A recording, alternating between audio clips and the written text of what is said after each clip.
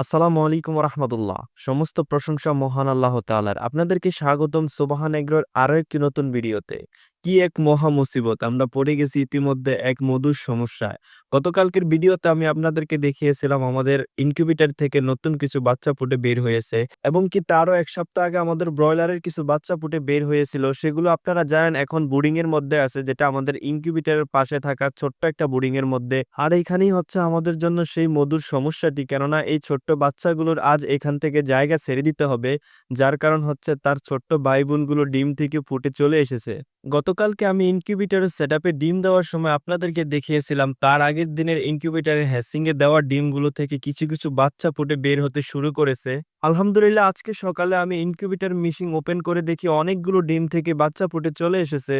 এখন আমাদেরকে এই বাচ্চাগুলোর জন্য বোর্ডিং এর জায়গা তৈরি করতে হবে, আর তাই পুরনো বাচ্চাগুলোকে আমরা বোর্ডিং থেকে বের করে ছোট্ট একটা মুরগির শেডের মধ্যে শিফট করে দিয়েছি। যেহেতু আমাদের নিজস্ব খামারের ডিম থেকে আমরা বাচ্চা উৎপাদন করি, তাই কিছুদিন পর পর আমাদের এখানে বাচ্চা ফুটে বের হয়ে আসে। সেগুলোর জন্য বোর্ডিং এবং বিভিন্ন বেসের বাচ্চাগুলোকে আলাদা রাখা অত্যন্ত প্রয়োজন। তাই আমরা লম্বা একটা শেডের মধ্যে মাঝখান দিয়ে পার্টিশন দিয়ে কয়েকটা ছোট ছোট খোপ তৈরি করে নিয়েছি। যাই হোক, আলহামদুলিল্লাহ সেখানকার ছোট্ট একটি শেডের মধ্যে প্রথমে আমরা চুন ছিটিয়ে কাঠের শুকনা কিছু ভুসি বিছিয়ে মুরগিগুলো থাকার জন্য উপযুক্ত একটি জায়গা তৈরি করে পুরাতন বাচ্চাগুলোকে সেখানে আমরা পাঠিয়ে দিয়েছি। আর এইদিকে আমাদের নতুন যে বাচ্চাগুলো ডিম থেকে ফুটে বের হয়েছে সেগুলোকে বোর্ডিং করার জন্য সিকগার্ড থেকে পুরাতন ভুসিগুলোকে বের করে ভালো করে জীবাণুনাশক দিয়ে স্প্রে করে নিতে হবে। যার কারণ মুরগির একদিনের বাচ্চাগুলো অনেকটাই সেনসিটিভ হয়ে থাকে, আর সেজন্যই আমরা চাই না পুরাতন বাচ্চার বোর্ডিং এর ভুসিগুলো এই একদিনের বাচ্চার বোর্ডিং এর ক্ষেত্রে ব্যবহার করতে।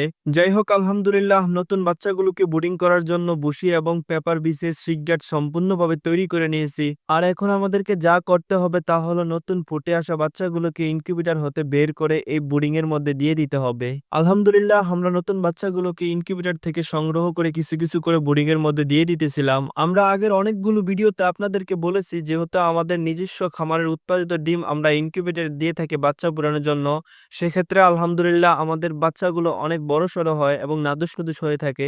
যার কারণ আমরা ইনকিউবেটরের সেটআপে ডিম বসানোর সময় বাচ্চা ফুটানোর জন্য সবচাইতে উপযোগী এবং বড় গোলাকার ডিমগুলোই আমরা ইনকিউবেটর সেটআপে বাচ্চা ফুটানোর জন্য বসিয়ে থাকি। যাই হোক, আলহামদুলিল্লাহ প্রায় অর্ধেকের বেশি ডিম থেকে বাচ্চা ফুটে বের হয়ে আসছে। সবগুলো বাচ্চাকে আমরা বের করে বোর্ডিং এর মধ্যে দিয়ে দিয়েছি।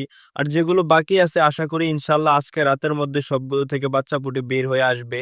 আর সর্বশেষ এই বাচ্চাগুলোকে আমাদের পানি দিতে হবে, তাই প্রথমেই পানির সাথে চিনি আর গ্লুকোজ মিশিয়ে দিয়েছি। এটাতে আমাদের একসাথে দুটি কাজ হয়ে যাবে। প্রথমত এই বাচ্চাগুলো আমাদের জন্য নতুন মেহমান, তাই মেহমানদেরকে প্রথমে আমরা চিনির শরবত দিয়ে আপ্যায়ন করে নিলাম। দ্বিতীয়ত বাচ্চাগুলোর শরীরে যদি কোনো দুর্বলতা থাকে তাহলে গ্লুকোজের পানি খেলে সেটা পুরোপুরি কেটে যাবে ইনশাআল্লাহ। তাই গ্লুকোজ আর চিনি মিশিয়ে বাচ্চাগুলোকে পানি দিয়েছি। আর সর্বশেষ আমরা বোর্ডিং এর পেপারের উপরে কিছু কিছু খাবার ছিটিয়ে দিয়েছি। আলহামদুলিল্লাহ পানি এবং খাবার দেওয়ার কাজ সম্পূর্ণ করে বাচ্চাগুলোকে তাপ দেওয়ার জন্য আমরা হুইপারটাকে নিচে করে দিলাম, কেননা একদিনের বাচ্চাগুলোর জন্য সঠিক তাপমাত্রা নিশ্চিত করা অত্যন্ত গুরুত্বপূর্ণ।